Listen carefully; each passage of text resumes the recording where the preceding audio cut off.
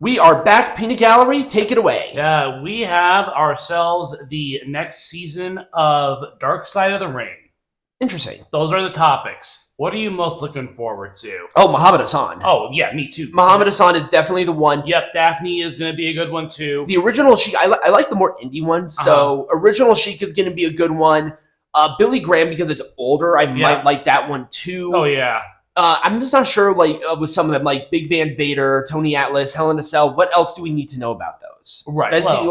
I'm sure there's a lot going on. I guess with Tony Atlas, because he was one of the primary people who really broke the color barrier when it came to WWF. Yep. So maybe they'll talk about that. It's gonna be a good season. I can't wait. Season 6. It took a minute, but you know what?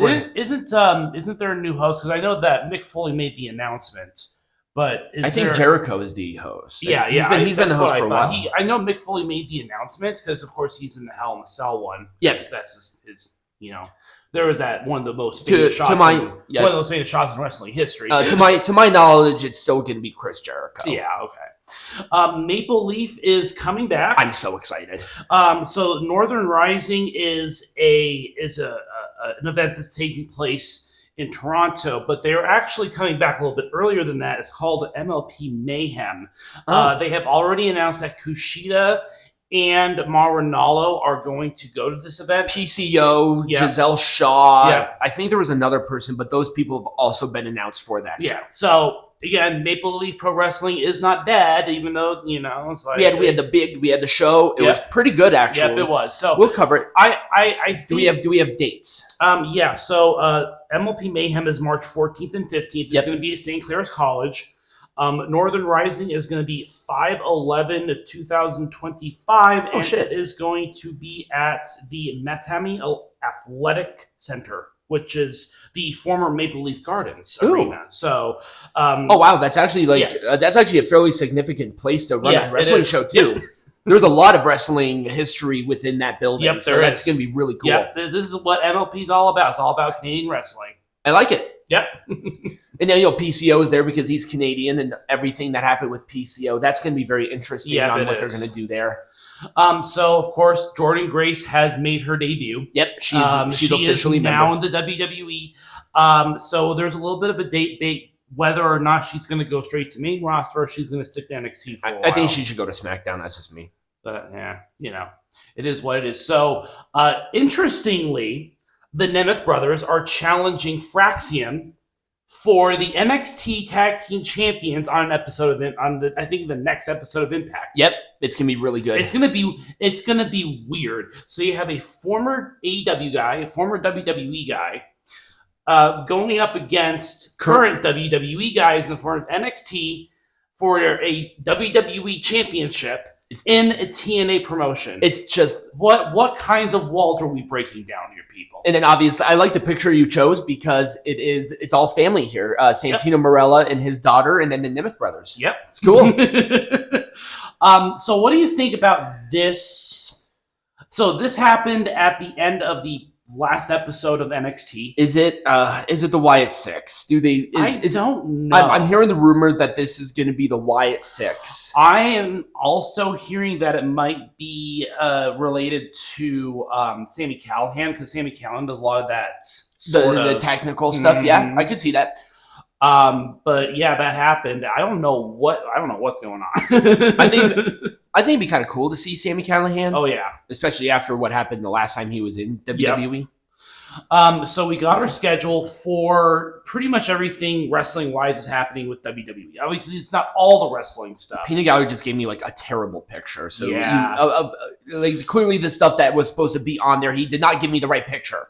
But anyway, so obviously, Stand and Deliver is taking place at T-Mobile Arena. We pretty much knew that because they're running SmackDown. Are all of them at T-Mobile? Except for WrestleMania itself. They're all at T-Mobile. But there are a lot of other wrestling promotions that are coming in and doing their own shows. Like I know that I think the Orleans is booked out for a wrestling show. I think Sam's Town is booked out for a wrestling show. I wouldn't be surprised. I wouldn't be shocked. I don't know who it is because Ring of Honor and AEW are not going to be running shows, as far as I know, in the Vegas area during that. So at least, at the very least, Ring of Honor. You would think Ring of Honor. Expect Ring of Honor would run a show. I know that last time WWE was here for a major event, SummerSlam, AEW I think was running out of like Lee's Family Forum, down in Henderson, because that was Collision, right? So it's kind of weird, but yeah, everyone's coming here except for AEW. Apparently, they're kind of salty. Well, I mean, after the Costco guys, I was going to talk about that during this show, but I didn't have it. The Costco guys got into some trouble with Tony Khan. Because they posted that picture of that WWE Championship belt. Yeah, Big Boom AJ had that, but it's like this was a sponsorship for fucking Topps, not for WWE, and WWE has a relationship with Topps, right? So it's so stupid. Okay. What is going on? What is going on with Toni Storm? So this is what happened. This was a bait and switch. She was playing ignorance that she had no idea who she was or whatever. Like she was freshly here, but then Mariah May attacked her, and Toni Storm is now back to timeless Toni Storm.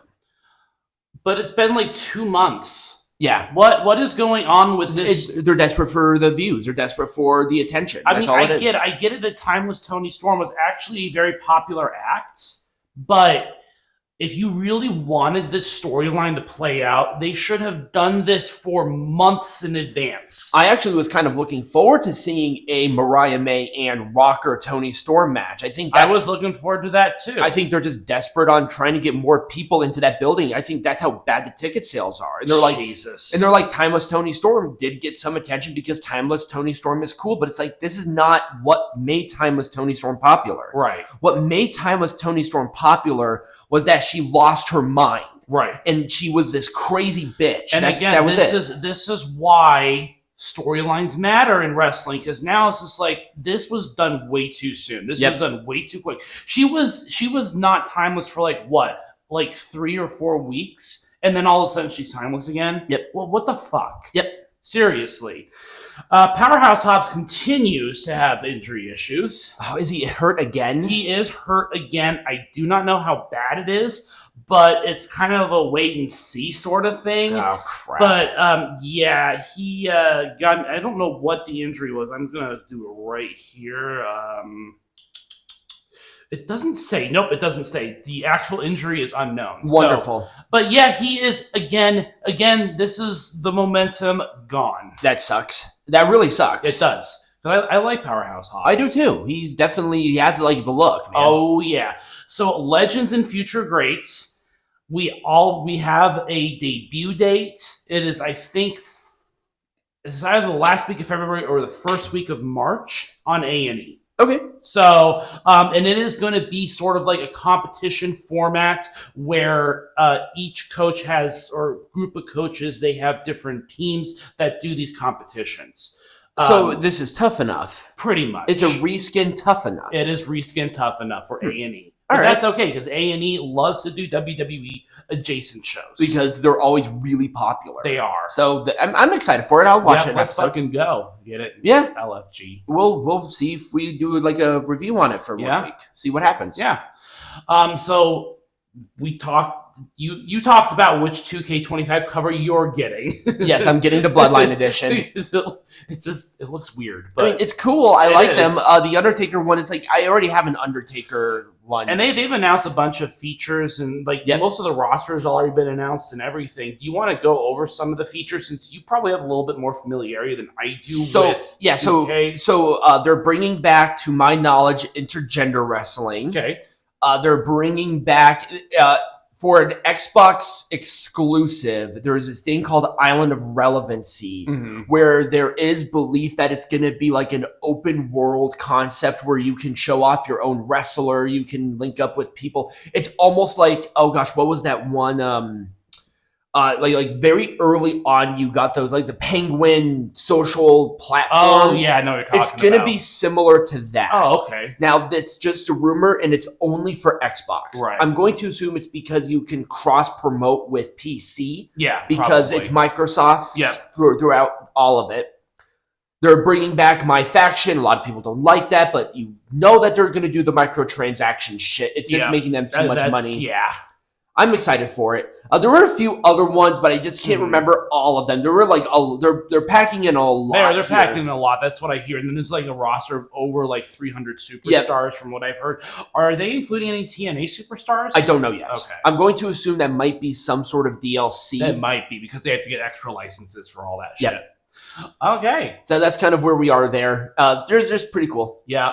Clash in Paris. What are your thoughts about Clash kind of being? I like it as a series. I think it's a good European series. I think so too. Yeah, I really do. I like that they're going away from Clash at the Castle. Yep. Sort of doing like a Clash in blank. So it's going to be Clash in Paris, Clash in, air or whatever. Clash in Rome, Clash in Milan, Clash in Berlin, or Bash in Berlin, or whatever. But it sounds like No Way Out. This is probably going to be a European-centric. I think that's cool. Pay-per-view series. So expect to see more European. But yeah, this is our first one, I think, in Paris proper. Yes, because the first one was not in Paris. Now the one thing that we definitely need to talk about. You didn't have a picture, but that is the revival of Evolve. Yes, under the WWE banner. Yes, and it's going to be running on Wednesdays. Yes, so they're going for the jugular at AEW here. They're already destroying them at every facet. Might as well give actual good wrestling on Wednesdays. Yes. And it's going to be on Tubi as well. Yeah, it's going to be on Tubi, which is a huge channel, by the way. Yeah, a lot of people are going to have access to that. All right, so what do you bet? So here's what I like about Paul's or Triple H's induction to the Hall of Fame. He did not authorize this himself. No. This was not something of his own doing. He is not inducting himself into the Hall of Fame. No. I think it was Stephanie McMahon and The Undertaker who wanted to induct him. And they kept it a secret, too. Did you see the video? He was not expecting. I think it's cool. Yeah. I mean, even if it was him who made the decision, Triple H has the pedigree and the lineage. The literal pedigree. The career to be in the Hall of Fame. Yeah, he does. I mean, multiple-time world champion, Royal Rumble winner, multiple-time Royal Rumble winner, by the way. Bringing back WWE from just like probably one of the worst situations that company has had since the early 90s. Yeah. With not only the McMahon scandal going on attached to the company, but really just having shit years just across the board. Products, and he brought it back. Yep. It hasn't been this popular ever. Seriously, keep that in mind. Right. So Logan Paul and Jake Paul have they're going to be doing a show together. And interestingly, the show is going to be on Max. Cheeky little trolls. I love it. Which is interesting, but I think so. It was teased as a fight between the two, like a boxing match between the two. But it turns out it's more like a series about just their lives, essentially. But I find it interesting that it's taking place on a platform that is owned by a competitor to WWE. Well, they're not owned by a competitor. The competitor owns AEW. They have stock. Oh, that's true. Yeah. Okay. Yeah, and also, Logan Paul is, if I'm not mistaken, a full-time wrestler. He is. Yes, he is. So what do you think about Stephanie's Places? I don't know enough about it. So it's going to be similar to Peyton's Places. So I don't know what that is either. It's a show that ESPN does that highlights, I think, like the certain athletes / superstars, and they bring in like memorabilia and merch and stuff. So they already have something like that. Yeah, but this one's going to be produced by ESPN. Okay. I mean, that probably explains part of why she is back in the WWE. Like, she did her introduction at the Royal Rumble. She's Stephanie McMahon is pretty much stepping back into her WWE role. Maybe not like the CEO role, but like she is stepping in some capacity. Right. Which makes sense. Okay. Can we just not do this with Asuka? Like, come on. Now, luckily, WWE has acknowledged, and she did acknowledge that she is going to be getting some form of outside protection. But people, don't do this. Don't do this. She is not interested. Just know, and you just don't do that shit. This is something that I have touted forever. I mean, you made a separate video on this. I did make a separate video. I did want to reinforce this. Like, this is not acceptable. She's afraid for her security because fans are going up to her to try to connect with her on a personal and a romantic way. Yeah. There's a way to do that without it being creepy. Like, if you say it once, like, "Oh, thanks, I'm not interested," but I think they're doing more. Yeah. And then stuff with Sonya Deville too. Keep in mind with Sonya Deville, she had the stalker break into her fucking house. That is true. Also, like people approaching fans at airports, like that's just bullshit. The stuff at airports, like this is just reinforcing the idea that this is just not okay stuff. Yeah, I mean, I have interacted with wrestlers outside of a wrestling show, and I have seen how other people react to wrestlers. It's disgusting. It is absolutely disgusting. They are normal human beings just like you or I. So put yourself in their shoes. Right. Would you want a fan shoving a bunch of shit in your face while you're trying to get to the airport? There's a place to do that. Yeah. Now, if you buy a ticket and have them do an autograph there or give them a bunch of shit, that's fine because that's the point. Yeah. But if they have a life outside of wrestling. They have the stresses of life just like everybody else does. And now they have more. Asuka has to have fucking protection. Good job, guys. Now you have less access to her. Right. Now you're going to have people. Like, all the wrestlers are going to have some sort of security now. Seriously. Yeah. It's getting ridiculous, people. This just needs to stop. We need to bring back fucking insane asylums at this point. Do you really want that? I do. And we have more Vince McMahon news.